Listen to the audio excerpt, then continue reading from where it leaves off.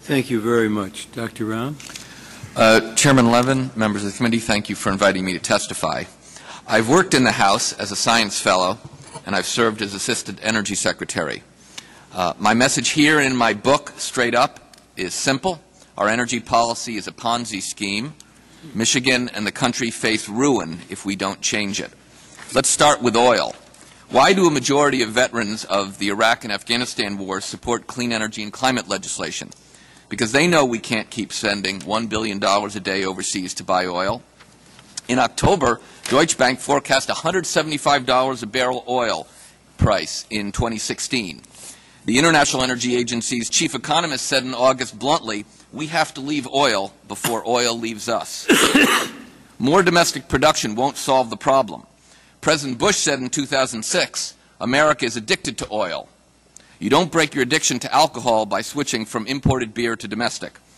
Same for our oil addiction. Last year, the Energy Information Administration analyzed opening the entire Outer Continental Shelf to drilling. The result, in 2030, U.S. gasoline prices dropped a mere 3 cents a gallon. 3 cents a gallon from opening the entire Outer Continental Shelf to drilling. Not the solution. In 2005, President Bush said, I will tell you, with $55 oil, we don't need incentives to the oil and gas companies to explore. That was $55 a barrel. Today, we're at $80 a barrel and rising. We just don't need those oil incentives. Yet last month, the Senate passed a tax extenders bill that included subsidies for depletion of oil wells, low-sulfur diesel, refined coal facilities, and fuel from coke. Why? Why are we doing this? Every year, fossil fuel consumption kills over 20,000 Americans from air pollution alone and causes 500,000 asthma attacks, according to the American Lung Association. A 2008 study found prenatal exposure to coal-burning emissions was associated with significantly lower average developmental scores and reduced motor development for 2-year-old children. Well, 3-year-old children, like my daughter, they don't vote. So it's up to us to stop subsidizing harmful fossil fuel pollution. And the worst idea yet is subsidizing coal to liquids. I sat through many liquid coal briefings for Defense Science Board Task Force.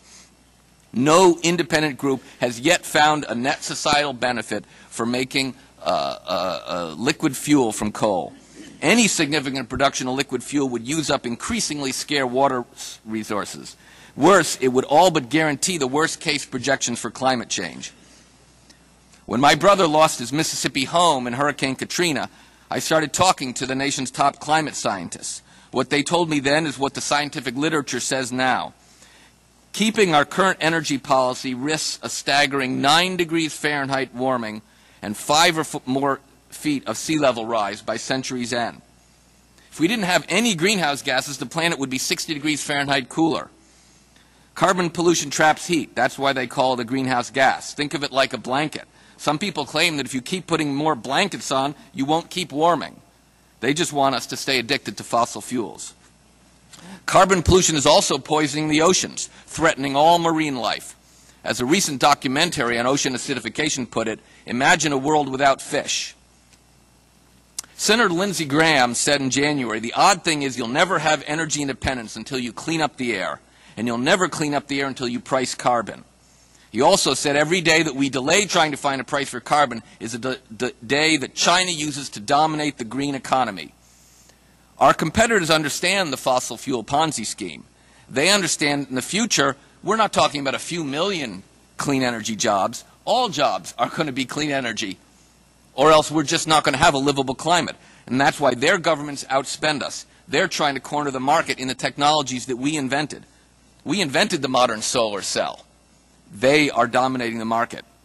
We can't make an economy just inventing stuff and letting other people deploy and manufacture it. That is not the road to high-wage jobs for millions of Americans. Until we have a carbon price, though, we need tax incentives for clean energy. And the good news is those tax incentives work. The multi-year tax incentives for clean energy that the committee supported in 2008 and 2009 helped save the U.S. renewable energy industry during the harsh recession. And they helped increase the share of domestically manufactured wind turbine components in U.S. wind farms from under 30% in 2005 to over 50% today. An amazing turnaround. So we need to add or extend several incentives, including the Section 48C Clean Energy Manufacturing Tax Credits, the Cash Grant in lieu of Investment Tax Credit, and incentives for energy recycling. Finally, let me just end by saying the Center for American Progress Action Fund just released 2 reports, one on energy taxes and one on natural gas for heavy vehicles, that I'd like to request that you place in the record. Thank you.